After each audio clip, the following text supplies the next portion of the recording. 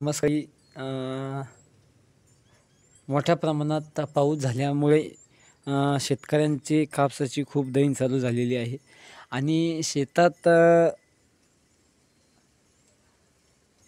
भयंकर असा कापूस फुटलेला आहे आणि लेबर भेटत नाही आणि दिवसाला थोडा थोडा कापूस इसून असा घरी आणून त्याला वाळू घालत आहेत.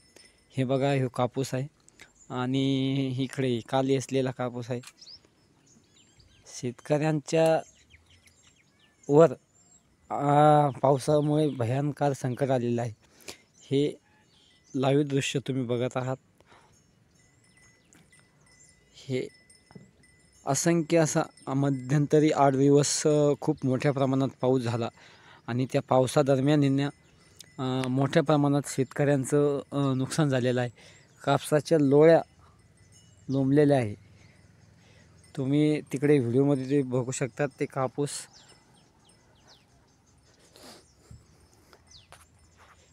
हे बघा, असे त्याला बोंडच राहिलेले, कैऱ्याच राहिलेले नाही. भयंकर असा कापूस फुटलेला आहे. हे लाईव्ह दृश्य तुम्ही बघत आहात सांजखेडा इथून. आणि ही तुरीचे पाटे बघा, तुरीच्या पाट्याला पण फुलं आलेले, मोठ्या प्रमाणात फुलं आलेले आहे.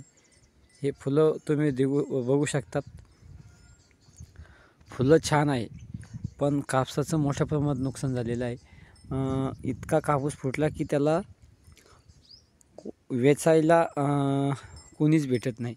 सगळ्यांच्याच मागे कापसाचंच काम चालू आहे. सगळे म्हणते आमचा वेचायचा, आमचा वेचायचा आणि सगळ्यांना पावसाची भीती आहे. उजूक पाऊस येतो का जातो. घरच्या घरी कोथिंबीर थोडे सलापोर थोडी माती टाकवलेली आहे आणि आम्ही मातीमध्येच थोडी धनी टाकले होते. चांगली प्रकारची कोथिंबीर उगलेली आहे. हे तुम्ही व्हिडिओमध्ये हे बघा, शेवरीचं झाड आहे आणि शेवरीच्या झाडावर आम्ही वेल लावलेला आहे दोडक्याचा. खूप छान दोडके आले त्याला. जे दोडके आपण भाज्यामध्ये टाकून निसर्गाच्या सानिध्यात खूप छानसं वाटतंय. आणि बघा आमची गाय. आणि गेल्या 8 दिवसात खूप मोठ्या प्रमाणात पाऊस झालेला आहे. त्या पावसामुळे शेतकऱ्याचं नुकसान तर झालंच झालं आहे, परंतु जे हंगामी पीक आहे ज्वारी आणि आता गहूची, त्यांच्यासाठी खूप चांगलं आहे. ज्वाऱ्या पेरण्यासाठी वावरामध्ये इतकी ओल आहे की वापसच नाही आहे. हे बघा, हे फारसं दोडकं इथं झूम करून दाखवतो तुम्हाला छोटंसं. इथे बघा, तुम्ही व्हिडिओमध्ये झूम केलेलं आहे. हे अगदी छोटं छोटं कापून भाज्यामध्ये खायला खूप सुंदर लागतं आहे.